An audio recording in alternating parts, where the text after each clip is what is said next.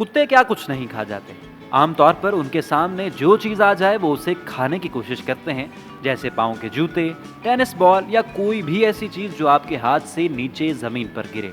इसके अलावा कुत्ते कभी कभार घास भी खाते हैं। अगर आपका कुत्ता भी कभी कभार घास खाए तो इसमें परेशानी की कोई बात नहीं। असल में कुत्ते मुकम्मल तौर पर गोश्त खौर नहीं होते।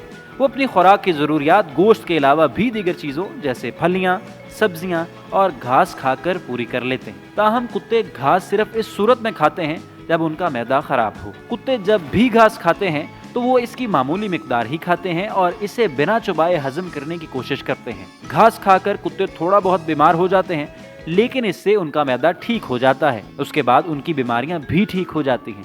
अब अगर आपका कुत्ता भी घास खाता नजर आए तो परेशानी की कोई बात नहीं, उसे सुकून से घास खाने दें, लेकिन इसका ये मतलब नहीं कि आप इसका गोश्त बंद करके इसे घास ही डालना शुरू कर दें।